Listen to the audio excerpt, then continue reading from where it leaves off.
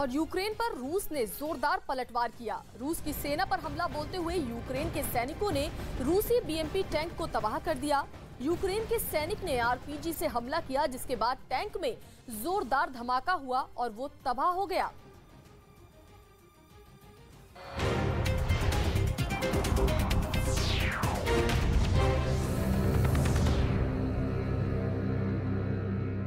का कहना है कि इन द्वीपों पर उसका हक है और जापान को पीछे हट जाना चाहिए, लेकिन जापान भी अड़ा हुआ है और उसने अमेरिका के साथ मिलकर चीन को आंखें दिखाई, क्योंकि 1951 को जापान और अमेरिका के बीच 1951 में जापान और अमेरिका के बीच एक संधि हुई थी, जिसमें अमेरिका को जापान में अपनी नौसेना का बेस बनाने का अधिकार मिला था और कहा गया था कि जापान पर हुए हमले को अमेरिका खुद पर हुआ हमला मानेगा और उसकी रक्षा करेगा। उधर रूस की फौज ने एक वीडियो जारी किया जिसमें हेलीकॉप्टर से रॉकेट बरसते दिखे। पुतिन की फौज ने दावा किया कि उसने आसमानी हमले में यूक्रेन को भारी नुकसान पहुंचाया और जो वीडियो उसकी तरफ से जारी किया गया उसमें मी-28N हेलीकॉप्टर दुश्मन के इलाके में हमले के लिए उड़ान भरता दिखाई दिया। वहीं जैसे ही वो अपने टारगेट के पास पहुंचा, उसने आसमान से रॉकेट की बारिश शुरू कर दी। हेलीकॉप्टर ने कुछ मिनटों में कई रॉकेट दागे, जिसके बाद पूरे इलाके में दहशत का माहौल बन गया। रूस के हमले इतने जोरदार थे कि जमीन पर कई धमाके होते दिखाई दिए। पुतिन की सेना ने दावा किया कि उसने इस हमले में यूक्रेन के कई सैन्य ठिकानों को तबाह कर दिया और जिस मी-28N हेलीकॉप्टर का इस्तेमाल कर रूसी फौज ने यूक्रेन को भारी नुकसान पहुंचाने का दावा किया, उसकी गिनती रूस के सबसे घातक लड़ाकू हेलीकॉप्टरों में की जाती है और इसे खास तौर पर जंग के मैदान के लिए ही बनाया गया। यह हेलीकॉप्टर किसी भी मौसम में दुश्मन पर हमले के लिए उड़ान भर सकता है। इतना ही नहीं, दिन के साथ रात में भी ये अपने टारगेट को ध्वस्त करने की ताकत रखता है और इसमें लगी गन से कई तरह के छोटे बड़े रॉकेट दागे जा सकते हैं, जो टैंक और बख्तरबंद गाड़ियों को तबाह करने की क्षमता रखते हैं। इस बीच यूक्रेन की सरकार ने एक वीडियो जारी किया जिसमें रूसी सेना के सैनिक शहर के कुछ लोगों को बंदूक की नोक पर बंदी बनाकर ले जाते दिखे। दावा किया गया कि यह वीडियो उसी बुचा शहर का है जहां कुछ दिनों पहले नरसंहार हुआ था और यूक्रेन ने रूसी सैनिकों पर आरोप लगाए थे कि उन्होंने युद्ध के बीच आम लोगों को निशाना बनाया। सामने आए वीडियो में 2 सैनिक सड़क से 9 लोगों को बंदूक की नोक पर ले जाते दिखाई दिए। दावा किया गया कि ये रूस के जवान थे और वो यूक्रेन के इन लोगों को मारने के लिए एक इमारत में ले जा रहे थे। वीडियो में सैनिकों के साथ सभी लोग सिर के पीछे हाथ रखकर गर्दन झुकाए नजर आए। वहीं उनके पीछे एक और जवान बंदूकें ताने दिखाई दिया, जो आगे चलने का इशारा कर रहा था। बताया गया कि इसके बाद रूसी सैनिकों ने सभी को एक बिल्डिंग में ले जाकर गोली मार दी। रूस और यूक्रेन के बीच चल रहे जंग को 3 महीने होने वाले और इन 3 महीनों में यूक्रेन के कई इलाके तबाह हो चुके हैं, लेकिन इसके बाद भी पुतिन का यूक्रेन में सैन्य अभियान थमने का नाम नहीं ले रहा। वहीं ज़ेलेंस्की की सेना भी रूसी फौज को हर मोर्चे पर टक्कर दे रही है। इस बीच यूक्रेन ने लुहांस्क में रूसी सेना पर हमले का एक वीडियो जारी किया जिसमें तोप से जोरदार गोले बरसते नजर आए।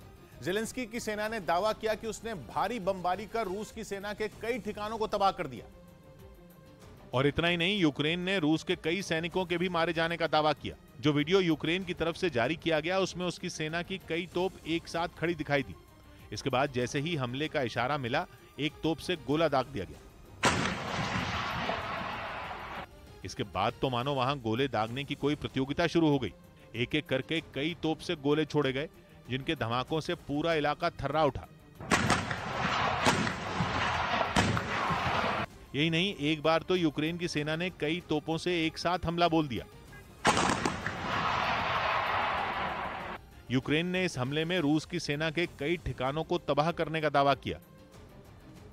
वहीं रूस से जंग के बीच यूक्रेन की सेना ने अपने एक स्नाइपर का वीडियो जारी किया। हालांकि इसका नाम क्या है, ये कहां से आया, इसकी जानकारी उसने नहीं दी, लेकिन इतना जरूर बताया कि ये जांबाज स्नाइपर युद्ध के मैदान में डटकर रूस की सेना से मोर्चा ले रहा है। जारी वीडियो में इस स्नाइपर के एक कंधे पर यूक्रेन का झंडा तो दूसरे कंधे पर कारतूस नजर आए। ज़ेलेंस्की का ये स्नाइपर कभी बंकर में छिपकर दूरबीन से दुश्मन की तलाश करता दिखा, तो कभी झाड़ियों में लेटकर निशाना लगाता दिखा। यूक्रेन की सेना ने दावा किया कि उसके पास ऐसे कई स्नाइपर हैं जो इस युद्ध में पुतिन की सेना को जोरदार जवाब दे रहे हैं।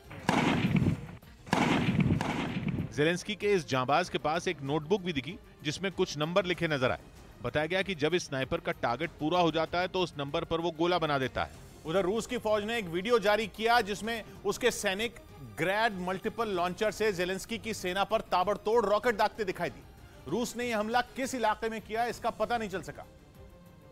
लेकिन दावा किया गया कि इस हमले में यूक्रेन की सेना के कई ठिकाने पूरी तरह तबाह हो गए। इस हमले का जो वीडियो जारी किया गया उसमें पुतिन के सैनिक बेहद खतरनाक और ताकतवर ग्रैड मल्टीपल रॉकेट लॉन्चर से जेलेंस्की की सेना पर हमला बोलते दिखे।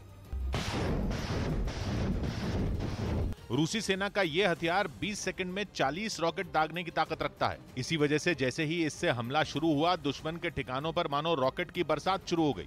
लॉन्चर से निकलने के बाद आग उगलते रॉकेट टारगेट को ध्वस्त करने के लिए आसमान में तेजी से आगे बढ़ते दिखे।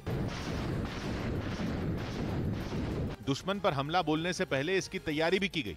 सबसे पहले रूसी सेना का एक जवान इस मल्टीपल लॉन्चर में रॉकेट लोड करता नजर आया। इसके बाद उस लॉन्चर को उस जगह पर ले जाया गया जहां से यूक्रेन के ठिकानों पर धावा बोलना था। सारी तैयारी होने के बाद रूसी सैनिकों ने जेलेंस्की की सेना के ठिकानों पर निशाना साधकर लॉन्चर को लॉक किया और फिर इशारा मिलते ही उन पर रॉकेट की बौछार कर दी। इस बीच नेटो का सदस्य बनने की अर्जी देने वाले स्वीडन ने एक वीडियो जारी किया जिसमें उसकी सेना जोरदार अभ्यास करती दिखाई दी। इसके जरिए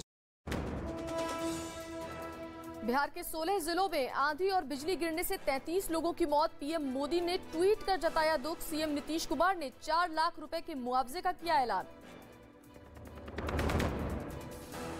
साल 2021 में कोरोना की दूसरी लहर के दौरान गंगा किनारे दफनाई गई लाशों के वायरल वीडियो की पड़ताल में मिली बड़ी जानकारी। न्यूज 18 की पड़ताल में साफ हुआ कि वायरल वीडियो योगी सरकार के खिलाफ प्रोपेगेंडा था। पश्चिम बंगाल के शिक्षक भर्ती घोटाले में पूर्व शिक्षा मंत्री पार्थ चटर्जी को हाईकोर्ट से भी झटका। डिवीजन बेंच ने सुरक्षा कवच देने से इनकार किया। सीबीआई ने अगले हफ्ते दोबारा से उन्हें पूछताछ के लिए बुलाया। रेप पर राजस्थान के मुख्यमंत्री अशोक गहलोत का विवादास्पद बयान। बेरोजगारी को बताया बलात्कार जैसी घटनाओं की वजह। बीजेपी ने बयान को बताया शर्मनाक। बिहार के मुख्यमंत्री नीतीश कुमार ने की अपने करीबी मंत्रियों के साथ बैठक। बिहार की मौजूदा सियासत पर हुई चर्चा। इशारों में बड़े फैसले के लिए तैयार रहने को कहा। ज्ञानवापी मामले को वाराणसी के जिला जज के पास ट्रांसफर करने के सुप्रीम कोर्ट के फैसले पर बोले ओवैसी। जिला जज से इंसाफ की जताई उम्मीद। गृह मंत्री अमित शाह का आज से 2 दिनों का अरुणाचल प्रदेश दौरा। चीन सीमा के पास आईटीबीपी की चौकियों पर जवानों से करेंगे बात। पैंगोंग पर चीन के पुल बनाने की खबरों पर विदेश मंत्रालय की 2 टूक। कहा भारतीय क्षेत्र में चीन का किसी भी तरह का अवैध कब्जा स्वीकार नहीं। असम में बाढ़ से मचा हाहाकार। 29 जिलों के 7 लाख से ज्यादा लोगों पर मुसीबत। अब तक 9 लोगों की गई जान। मौसम विभाग ने और भी भारी बारिश की दी चेतावनी। यहाँ पूरी तरह से आबाद था, लोग रहते थे, लेकिन आज सन्नाटा और सिर्फ पानी का ये सैलाब नजर आ रहा है। यूक्रेन के राष्ट्रपति जेलेंस्की ने सोशल मीडिया पर वीडियो शेयर करके खार्किव में रूसी सेना के बड़े हमले का किया दावा। मिसाइल हमले में हाउस ऑफ कल्चर की बिल्डिंग तबाह। 11 साल के बच्चे समेत 7 लोग घायल हुए। अमन चोपड़ा की गिरफ्तारी पर राजस्थान हाईकोर्ट की रोक जारी। मामले में दर्ज किसी भी नए केस में भी गिरफ्तारी पर लगी रोक। 8 जुलाई को हाईकोर्ट में फिर होगी सुनवाई। अमेरिका में किए गए एक सर्वे से राष्ट्रपति बाइडेन को झटका। पद संभालने के बाद से अब तक सबसे कम अप्रूवल रेटिंग। 78% अमेरिकी लोगों का मानना है कि देश गलत दिशा में आगे बढ़ रहा है।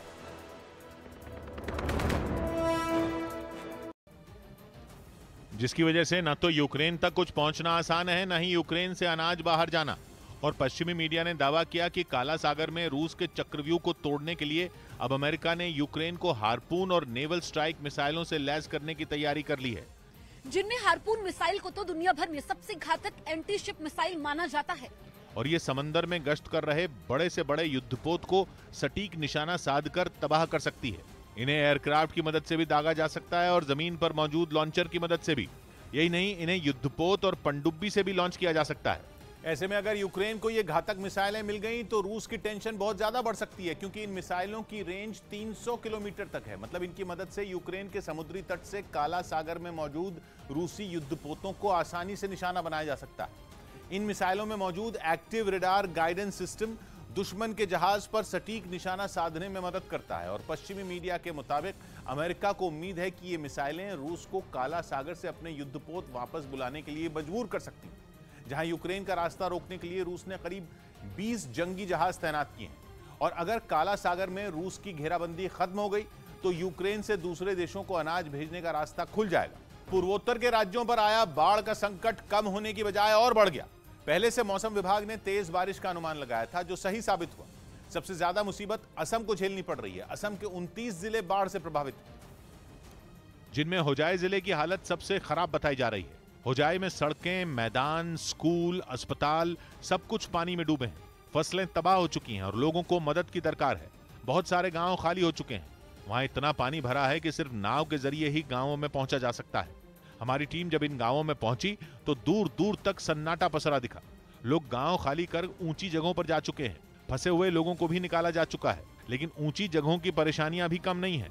वहां पानी तो कम है, लेकिन ऐसी जगह टापू बनी हुई हैं। पीने का पानी, अनाज, दवाएं, लोगों के पास कुछ भी नहीं है। दिन भर लोग सेना के जवानों की नाव का इंतजार करते हैं और जैसे ही नाव गांवों में पहुंचती है, उम्मीदजदा लोगों की भीड़ जमा हो जाती है। दूसरी तरफ असम का नगांव जिला भी बेहाल है। 2 दिन से वहां पानी लगातार बढ़ रहा है। नगांव जिले के सैकड़ों गांवों को खाली करवाया जा चुका है और ब्रह्मपुत्र नदी का पानी अब रिहायशी मोहल्लों में पूरी रफ्तार से बहता दिख रहा है। पानी जिस तरह से बढ़ रहा है, ऐसे में इस इलाके के रहने वाले लोग रहेंगे कहां और खाएंगे क्या, ये सबसे बड़ी समस्या है। कुछ मोहल्ले तो ऐसे हैं जिनसे बाहर निकलना खतरनाक है। पानी की ताकतवर लहरें इंसान को अपने साथ बहा कर ले जा सकती हैं।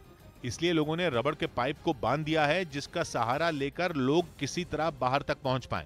बाहर अगर निकलना है तो इसी पाइप के सहारे आप बाहर निकल सकते हैं। ये पानी लोगों की परेशानियां इसलिए बढ़ा रहा है क्योंकि बारिश अभी कुछ दिन और होने का अनुमान है, जबकि हालात पहले से ही बिगड़ चुके हैं। राहत और बचाव के काम में लगी एजेंसियों के लिए लोगों तक पहुंचना भी मुश्किल हो रहा है, जिसकी सबसे बड़ी वजह यह है कि बाढ़ से प्रभावित लोगों की गिनती अब लाखों में है और बहुत सारे लोग तो ऐसे हैं जो सड़कों पर ही रहने के लिए मजबूर हो गए हैं। नगांव के इस मोहल्ले में सड़क के एक तरफ लोगों के घर थे जो पानी में पूरी तरह डूब चुके हैं। सड़क के दूसरी तरफ मैदान है, लेकिन वहां भी पानी कई फीट तक जमा है। सड़क कुछ ऊंची जरूर है, लेकिन वहां भी पानी पहुंचना शुरू हो चुका है। घर का सामान लेकर लोग सड़क पर ही जमे हैं और छोटे छोटे जुगाड़ के तटबंध बनाकर पानी को रोकने का इंतजाम कर रहे हैं। हालत यह है कि रसोई का सारा सामान और बिस्तर समेत पूरी गृहस्थी लेकर लोग सड़क पर जमे हैं, जबकि तनाव इसलिए ज्यादा है क्योंकि सड़क का भी ज्यादा देर तक सुरक्षित रहना मुश्किल है।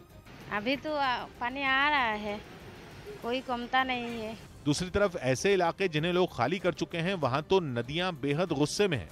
पानी इस रफ्तार से बह रहा है जैसे दीवारों को तोड़कर अपने साथ ले जाने पर तुला हो। जहां पर हम अभी मौजूद हैं, यहाँ पर भी काफी करंट है। नगांव को बाकी राज्य से जोड़ने वाले हाईवे का ऐसा कुछ हिस्सा है जहां पानी नहीं पहुंचा है, इसलिए हाईवे पर बड़ी संख्या में लोगों ने अपने सामान के साथ डेरा डाल दिया है। मतलब ये कि हाईवे किसी रिहायशी बस्ती जैसा दिखने लगा है। ऊपर से ऐसी भयंकर आपदा के बीच भी लोगों का सेल्फी का बुखार नहीं उतर रहा।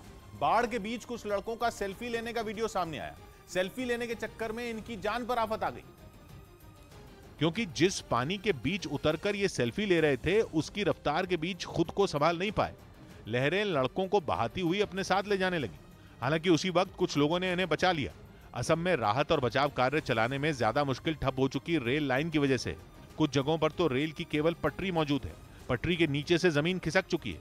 इससे पहले लैंडस्लाइड की वजह से एक खड़ी हुई ट्रेन के पलटने का वीडियो भी सामने आया था। कुछ जगह तो ऐसी हैं जहां पूरी की पूरी सड़क ही पानी के साथ बह गई। उधर क्वाड से घबराए चीन की नाक के नीचे जापान और अमेरिका ने शक्ति प्रदर्शन किया और एलिफेंट वॉक के जरिए हवा में अपनी ताकत दिखाई। 24 मई को जापान के टोक्यो में क्वाड की बैठक होने वाली है, जिसमें अमेरिका, भारत, जापान और ऑस्ट्रेलिया हिस्सा लेंगे। कहा जा रहा है कि चीन इस बैठक से पहले घबराया हुआ है और उसकी घबराहट जापान के मिसावा एयरफोर्स बेस पर हुए साझा अभ्यास से और बढ़ सकती है, जहां जापान और अमेरिका के लड़ाकू विमानों ने एलिफेंट वॉक की। मतलब दोनों देशों के लड़ाकू विमान हाथियों के झुंड की तरह रनवे पर खड़े हुए और फिर उड़ान भरी। इस खास तरह के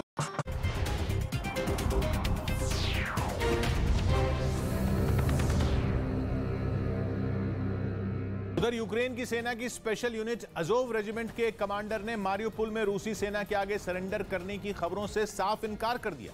कुछ रोज पहले ही रूस ने अजोवस्ताल स्टील प्लांट को जीतने का दावा किया था। और ये बताया था कि स्टील प्लांट में घायल सैनिकों की जान बचाने के लिए यूक्रेन की सेना ने उसके आगे घुटने टेक दिए। रूस के इस दावे के बाद यूक्रेन ने भी इस बात की पुष्टि कर दी थी कि अज़ोवस्ताल स्टील प्लांट से उसकी सेना पीछे हट चुकी है। सबूत के तौर पर रूस ने यूक्रेन के सैनिकों के सरेंडर करने का वीडियो भी जारी किया था। उस वीडियो में बड़ी संख्या में यूक्रेन के सैनिक अपने घायल साथियों को स्ट्रेचर पर लेकर स्टील प्लांट से बाहर निकलते दिखे थे। प्लांट से बाहर आने के बाद रूसी सेना के जवानों ने सभी की तलाशी ली, बैग से लेकर उनके कपड़े तक खंगाले गए। इसके बाद यूक्रेन के सारे सैनिक अपने साथियों के साथ वहां खड़ी गाड़ियों में चले गए। उस वक्त रूस की तरफ से यह दावा किया गया था कि अज़ोवस्ताल स्टील प्लांट में छिपे यूक्रेन के करीब 1000 सैनिकों ने उसकी सेना के आगे हथियार डाल दिए, जिसका मतलब यह था कि अज़ोवस्ताल स्टील प्लांट को जीतने के बाद पूरा मारियोपोल शहर पुतिन के कंट्रोल में आ चुका। लेकिन इस कहानी में अब नया मोड़ आ गया जब अज़ोव रेजिमेंट के कमांडर ने इसे रूस का प्रोपेगेंडा बता दिया और यह दावा किया कि अज़ोवस्ताल स्टील प्लांट में यूक्रेन की स्पेशल यूनिट अज़ोव रेजिमेंट के सैनिकों ने रूस के आगे हथियार डाले ही नहीं थे। अज़ोव रेजिमेंट के डिप्टी कमांडर स्वातिस्लाव पालामार ने बाकायदा एक वीडियो भी जारी किया जिसमें उन्होंने ये बताने की कोशिश की कि स्टील प्लांट में यूक्रेन की सेना का अभियान अभी खत्म नहीं हुआ है और रूसी सेना दुनिया को गुमराह करने के लिए सिर्फ झूठ फैलाने में जुटी है। जबकि रूसी सेना की तरफ से यह भी दावा किया गया था कि स्टील प्लांट से ज़ेलेंस्की की सेना के जिन सैनिकों ने हथियार डाले हैं वो अज़ोव रेजिमेंट के ही जवान हैं, जिन्होंने कई दिनों तक रूसी सेना की नाक में दम कर रखा था, जो न सिर्फ अज़ोवस्ताल स्टील प्लांट में रूसी फौज को घुसने से रोक रहे थे बल्कि हर मोर्चे पर उन्हें करारा जवाब भी दे रहे थे। यही नहीं, यूक्रेन की सेना की स्पेशल यूनिट ने मारियोपोल शहर पर कब्जा करने में जुटी रूसी सेना को नाकों चने चबवा दिए थे, जिसके बाद शहर को अपनी मुट्ठी में करने के लिए रूस ने अपनी पूरी ताकत झोंक दी थी। यहां तक कि पुतिन ने अपने सबसे वफादार और खूंखार चेचन कमांडर रमजान कादिरोव को भी जंग में उतार दिया था, जिसके बाद चेचन लड़ाकों ने शहर में जमकर तबाही मचाई। पुतिन की सेना के साथ मिलकर चेचन लड़ाकों ने कई दिनों तक यूक्रेन की सेना के साथ जंग लड़ी, जिसकी वजह से पूरा शहर खंडहर में तब्दील हो गया। यूक्रेन ने आरोप लगाया कि शहर पर कब्जा करने के दौरान रूसी सेना ने हजारों लोगों का कत्ल करवा दिया। हालांकि बाद में रूस ने यह दावा किया कि उसकी सेना ने पूरे मारियोपोल पर कब्जा जमा लिया है, लेकिन उसके बाद भी शहर के एक हिस्से में मौजूद अज़ोवस्ताल स्टील प्लांट रूस की पकड़ से दूर था, क्योंकि यूक्रेन की सेना की स्पेशल यूनिट अज़ोव रेजिमेंट के सैनिकों ने स्टील प्लांट को ही अपना बेस बना लिया था। दावा किया गया कि प्लांट में यूक्रेन के करीब 2000 सैनिक छिपे थे, जो पुतिन के सैनिकों पर कहर बनकर टूट रहे थे, जिससे रूस बौखला गया था, क्योंकि पूरे शहर को जीतने के बाद भी स्टील प्लांट उसकी पहुंच से दूर था और यही बात पुतिन को परेशान कर रही थी। इसी वजह से रूसी फौज ने प्लांट पर चारों तरफ से हमला बोल दिया। यूक्रेन के सैनिकों को वहां से निकालने के लिए रूसी सेना ने आसमान से बमों की बारिश कर दी। रॉकेट और मिसाइलों से प्लांट को निशाना बनाया गया। ताकतवर टैंकों से प्लांट की इमारतों को ध्वस्त कर दिया गया। कई दिनों तक चली जंग के बाद रूस ने दावा किया कि इन हमलों में यूक्रेन की सेना के ज्यादातर सैनिक मारे जा चुके हैं और जो बचे हैं वो घायल हैं। इसके बाद अज़ोवस्ताल स्टील प्लांट से घायल सैनिकों को निकालने के लिए रूस और यूक्रेन के बीच एक समझौता हुआ, जिसके बाद यूक्रेन के करीब 1000 सैनिकों ने रूसी सेना के आगे हथियार डाल दिए। लेकिन अज़ोव रेजिमेंट के कमांडर के इस वीडियो के सामने आने के बाद पूरी कहानी ही बदल गई। मतलब ये कि स्टील प्लांट पर कब्जे की जंग अभी खत्म नहीं हुई है, ये दावा है। इस बीच अज़ोव कमांडर के दावे के बावजूद अज़ोवस्ताल स्टील प्लांट से ज़ेलेंस्की के सैनिकों का सरेंडर जारी है। 2.5 महीने तक चली जंग के बाद रूस ने प्लांट में छिपे करीब 1000 सैनिकों के सरेंडर करने का दावा किया था और ये सिलसिला अब भी जारी है। मतलब ये कि अज़ोवस्ताल स्टील प्लांट में छिपे यूक्रेन के सैनिक लगातार रूसी सेना के आगे हथियार डाल रहे हैं। इसका एक वीडियो भी सामने आया जिसमें अज़ोव रेजिमेंट के कई सैनिक अपने सामान के साथ प्लांट से एक कतार में बाहर निकलते दिखे। सरेंडर करने वालों में कई महिला सैनिक भी शामिल थीं। प्लांट से बाहर निकलने के बाद रूसी सेना के जवानों ने तलाशी लेने के लिए सभी को एक जगह रोक दिया। इसके बाद पुतिन के सैनिकों ने एक एक कर सभी की तलाशी शुरू की। इसके लिए सड़क पर रूसी सेना के जवान थोड़ी थोड़ी दूरी पर खड़े हो गए, जिनके आगे अज़ोव रेजिमेंट के सैनिक अपने बैग की जांच करवाते नजर आए। हालांकि रूस की तरफ से इस बात की जानकारी नहीं दी गई कि इस बार ज़ेलेंस्की के कितने सैनिकों ने सरेंडर किया। उधर अज़ोव कमांडर के दावे के उलट रूस ने अज़ोवस्ताल पर पूरी तरह कब्जा होने का दावा कर दिया। रूस के मुताबिक स्टील प्लांट में बचे यूक्रेन के आखिरी सैनिक ने भी सरेंडर कर दिया है और इसी के साथ रूसी सेना ने ऐलान कर दिया कि उसकी सेना ने अज़ोवस्ताल स्टील प्लांट पर पूरी तरह कंट्रोल कर लिया। Была заблокирована группировка украинских боевиков нацистского формирования Азов. रूस के मुताबिक अज़ोवस्ताल स्टील प्लांट पर पूरी तरह कब्जा होने की जानकारी राष्ट्रपति पुतिन को भी दी गई। साथ ही उन्हें ये भी बताया गया कि अब रूसी सेना ने पूरे मारियुपोल को अपने कंट्रोल में ले लिया, जिसके लिए 2.5 महीने से ज्यादा वक्त से यूक्रेन के सैनिकों के साथ जंग छिड़ी थी। इससे पहले अजोव कमांडर ने एक दिन पहले दावा किया था कि रूस अजोवस्ताल स्टील प्लांट पर कब्जे का प्रोपेगेंडा फैला रहा है, यानी रूसी सेना झूठ बोल रही है। रूस से जंग के बीच यूक्रेन की सेना ने अपने एक स्नाइपर का वीडियो जारी किया। हालांकि इसका नाम क्या है, ये कहां से आया, इसकी जानकारी उसने नहीं दी, लेकिन इतना जरूर बताया कि ये जांबाज स्नाइपर युद्ध के मैदान में डटकर रूस की सेना से मोर्चा ले रहा है। जारी वीडियो में इस स्नाइपर के एक कंधे पर यूक्रेन का झंडा तो दूसरे कंधे पर कारतूस नजर आए। जेलेंस्की का ये स्नाइपर कभी बंकर में छिपकर दूरबीन से दुश्मन की तलाश करता दिखा, तो कभी झाड़ियों में लेटकर निशाना लगाता दिखा। यूक्रेन की सेना ने दावा किया कि उसके पास ऐसे कई स्नाइपर हैं जो इस युद्ध में पुतिन की सेना को जोरदार जवाब दे रहे हैं। जेलेंस्की के इस जांबाज के पास एक नोटबुक भी दिखी जिसमें कुछ नंबर लिखे नजर आए। बताया गया कि जब इस स्नाइपर का टारगेट पूरा हो जाता है तो उस नंबर पर वो गोला बना देता है। इधर यूक्रेन युद्ध का असर भारत के हीरा कारोबार पर पड़ना शुरू हो गया है। ऐसा इसलिए क्योंकि रूस की खदानों में कच्चे हीरे की कमी होने लगी है, जिसमें गुजरात के सूरत में सप्लाई होने वाले कच्चे हीरे में कमी आ गई, जिसने सूरत के हीरा कारोबारियों की नींद उड़ा दी, क्योंकि वहां की हीरे की फैक्ट्रियों में धीरे धीरे काम कम होता जा रहा है। रूस से हीरे की सप्लाई में कमी आने की वजह अमेरिकी प्रतिबंधों को भी बताया जा रहा है। इन हालात में हीरा कारोबारियों को चिंता इस बात की है कि इन पाबंदियों से पहले जो हीरा रूस से आया था उसका स्टॉक भी खत्म होने वाला है और युद्ध पर विराम लगने के कोई आसार दिख नहीं रहे। ऐसे में आगे उनका काम कैसे चलेगा? वहाँ के हीरा कारोबारियों का दावा है कि इस जंग की वजह से अब तक 14,000 करोड़ रुपए के कारोबार पर असर पड़ चुका है। सप्लाई नहीं मिलती रहेगी तो वैकेशन भी हो सकता है। रूस से जो कच्चे हीरे सप्लाई होते हैं वो आमतौर पर आकार में छोटे होते हैं, जिन्हें तराशने का काम सूरत के इन कारखानों में किया जाता है। बताया गया कि जंग से पहले हर महीने रूस से आए करीब 2 लाख कैरेट हीरों को वहां तराशा जाता था, लेकिन अब कर्मचारियों के पास पहले जैसा काम नहीं रहता। ऐसे में ज्यादातर फैक्ट्रियों में काम करने के वक्त को घटा दिया गया, यहाँ तक कि हफ्ते में छुट्टी के दिन भी 1 से बढ़ाकर 2 कर दिए गए। बताया गया कि अब हफ्ते में कर्मचारियों को 5 दिन फैक्ट्री जाना होता है, जहाँ वो रोजाना 8 की जगह 6 घंटे काम करके लौट आते हैं। ज्ञानवापी मामले की सुनवाई सीनियर जज करेंगे। सुप्रीम कोर्ट ने ज्ञानवापी मामले की सुनवाई सिविल जज के बजाय सीनियर जिला जज को सौंपने का फैसला लिया और मस्जिद में वुजू करने के लिए अलग इंतजाम करने का भी निर्देश दिया। कोस्ट गार्ड और डीआरआई ने अरब सागर में 2 जहाजों से करीब 1525 करोड़ रुपए की हेरोइन बरामद की। दिल्ली में झंडेवालान के साइकिल मार्केट की कई दुकानों में भीषण आग लग गई। 100 के लगभग दमकल जो अधिकारी हैं वो इस आग को बुझाने में लगे हुए हैं। हैदराबाद में एक डॉक्टर के गैंगरेप और हत्या के संदिग्ध आरोपियों के एनकाउंटर पर सुप्रीम कोर्ट के कमीशन ने अपनी रिपोर्ट सौंप दी और इस एनकाउंटर को फर्जी बताते हुए 10 पुलिस वालों पर हत्या का केस चलाने की सिफारिश की। और इस बीच यूक्रेन की सेना ने एक वीडियो जारी किया जिसमें वो रूस के टैंक पर बम बरसाती नजर आई। ये वीडियो यूक्रेन के डॉनबास इलाके का बताया गया, जिसमें जेलेंस्की के जवान रूस के टैंक को बर्बाद करते दिखे। जो वीडियो जारी किया गया उसमें रूस के 2 टैंक आगे की तरफ बढ़ते नजर आए। दोनों थोड़ी दूरी बनाकर चल रहे थे, लेकिन अचानक आगे वाले टैंक पर हमला हुआ, जिससे धमाके के साथ वो फट गया। धमाका इतना जबरदस्त था कि वहां काफी देर तक धुएं का गुबार उठता दिखाई दिया। ये देखते ही पीछे वाला टैंक थोड़ी देर के लिए रुक गया। यूक्रेन के मुताबिक उसने रूस के कई सैन्य ठिकानों को इसी तरह तबाह किया।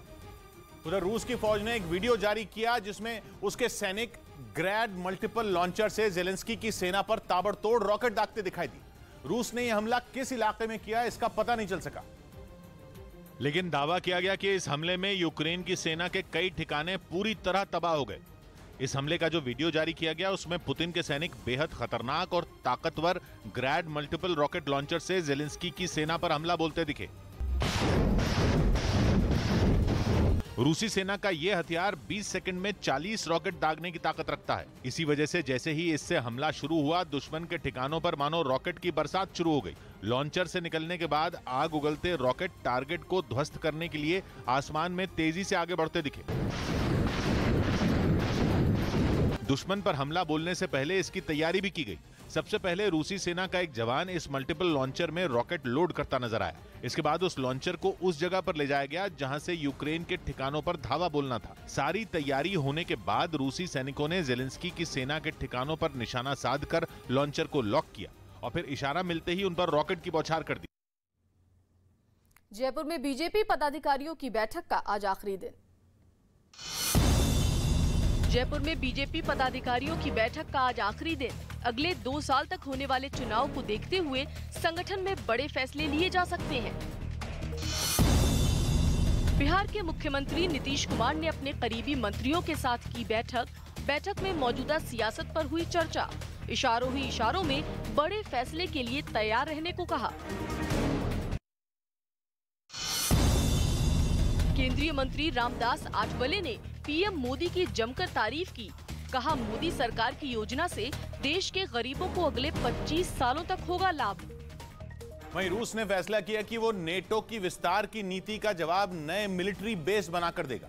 रूस को कमजोर करने के लिए नेटो लगातार चाल चल रहा है। उसने रूस के 2 पड़ोसी देशों स्वीडन और फिनलैंड को उसका दुश्मन बना दिया, क्योंकि कहा जा रहा है कि नेटो के झांसे में आकर ये दोनों देश उसका हिस्सा बनने को तैयार हो गए, जिससे रूस का खून खौल उठा। पुतिन ने ठान लिया कि वो ईंट का जवाब पत्थर से देंगे। उन्होंने पहले 2 टूक बोल दिया कि वो स्वीडन और फिनलैंड का 10 सेकंड में यूक्रेन जैसा हाल कर सकते हैं, और फिर उन्होंने रूस के पश्चिमी हिस्से में नए मिलिट्री बेस बनाने की तैयारी कर ली।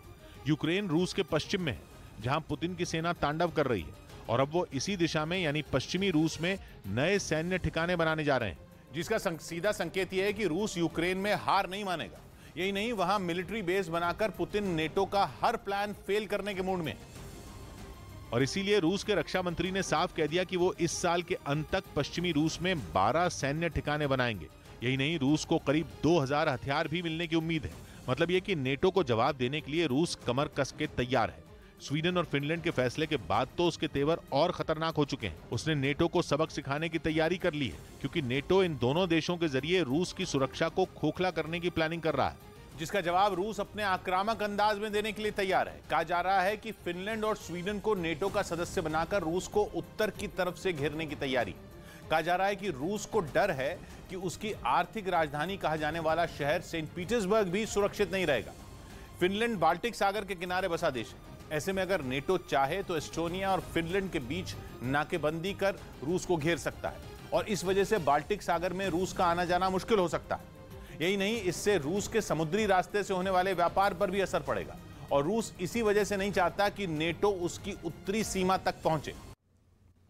उधर रूस ने यूक्रेन पर हमले अब और तेज कर दिए हैं। यूक्रेन के खार्किव में हुए हमले में हाउस ऑफ कल्चर पूरी तरह से तबाह हो गया।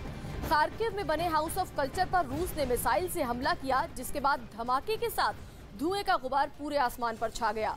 बताया गया कि हमले में 11 साल के एक बच्चे समेत 7 लोग घायल हो गए। तो हाउस ऑफ कल्चर को तबाह कर दिया। यूक्रेन ने खार्किव में एक सांस्कृतिक इमारत हाउस ऑफ कल्चर पर मिसाइल से हमला किया, जिसमें एक 11 साल के बच्चे समेत 7 लोग घायल हुए हैं। उधर खबर है कि काला सागर में रूस की घेराबंदी को तोड़ने के लिए अमेरिका यूक्रेन को आधुनिक एंटी शिप मिसाइलें देगा, क्योंकि यूक्रेन लगातार आरोप लगा रहा है कि समुद्री सीमा को पूरी तरह से रोककर रूस उसे तगड़ा नुकसान पहुंचा रहा है, जिसकी वजह से न तो यूक्रेन तक कुछ पहुंचना आसान है, न ही यूक्रेन से अनाज बाहर जाना। और पश्चिमी मीडिया ने दावा किया कि काला सागर में रूस के चक्रव्यूह को तोड़ने के लिए अब अमेरिका ने यूक्रेन को हार्पून और नेवल स्ट्राइक मिसाइलों से लैस करने की तैयारी कर ली है, जिनमें हार्पून मिसाइल को तो दुनिया भर में सबसे घातक एंटी शिप मिसाइल माना जाता है।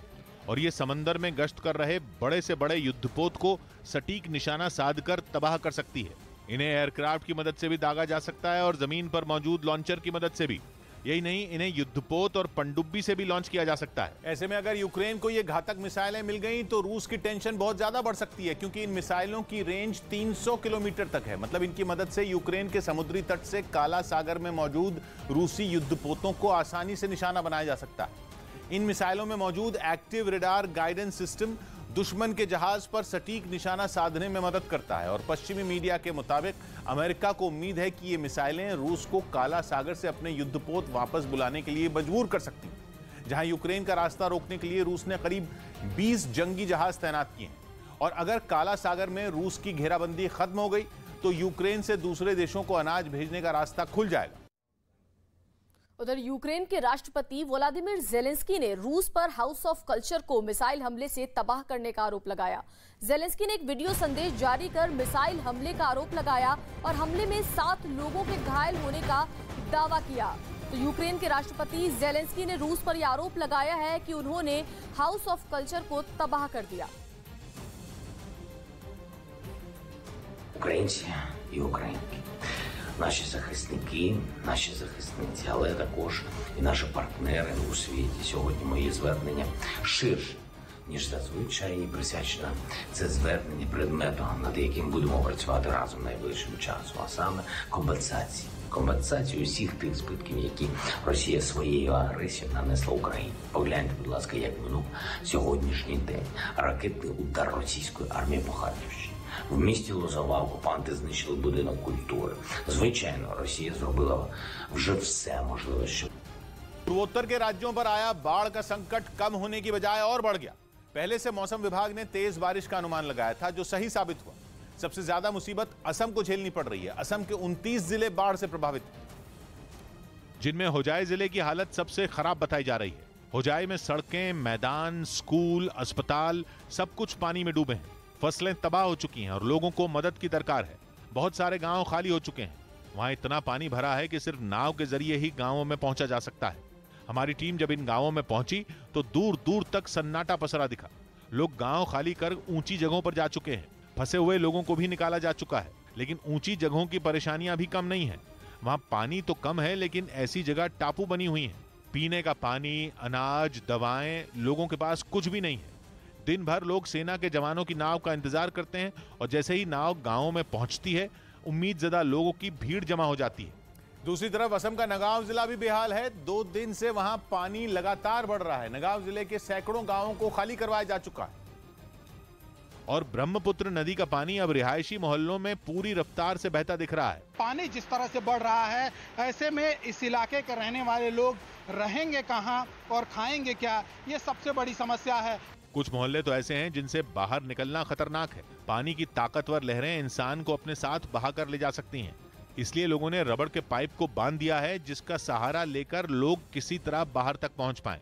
बाहर अगर निकलना है तो इसी पाइप के सहारे आप बाहर निकल सकते हैं। ये पानी लोगों की परेशानियां इसलिए बढ़ा रहा है क्योंकि बारिश अभी कुछ दिन और होने का अनुमान है, जबकि हालात पहले से ही बिगड़ चुके हैं। राहत और बचाव के काम में लगी एजेंसियों के लिए लोगों तक पहुंचना भी मुश्किल हो रहा है, जिसकी सबसे बड़ी वजह यह है कि बाढ़ से प्रभावित लोगों की गिनती अब लाखों में है। और बहुत सारे लोग तो ऐसे हैं जो सड़कों पर ही रहने के लिए मजबूर हो गए हैं। नगांव के इस मोहल्ले में सड़क के एक तरफ लोगों के घर थे जो पानी में पूरी तरह डूब चुके हैं। सड़क के दूसरी तरफ मैदान है, लेकिन वहां भी पानी कई फीट तक जमा है। सड़क कुछ ऊंची जरूर है, लेकिन वहां भी पानी पहुंचना शुरू हो चुका है। घर का सामान लेकर लोग सड़क पर ही जमे हैं और छोटे छोटे जुगाड़ के तटबंध बनाकर पानी को रोकने का इंतजाम कर रहे हैं। हालत यह है कि रसोई का सारा सामान और बिस्तर समेत पूरी गृहस्थी लेकर लोग सड़क पर जमे हैं, जबकि तनाव इसलिए ज्यादा है क्योंकि सड़क का भी ज्यादा देर तक सुरक्षित रहना मुश्किल है। अभी तो पानी आ रहा है, कोई कमता नहीं है। दूसरी तरफ ऐसे इलाके जिन्हें लोग खाली कर चुके हैं, वहां तो नदियां बेहद गुस्से में हैं। पानी इस रफ्तार से बह रहा है जैसे दीवारों को तोड़कर अपने साथ ले जाने पर तुला हो।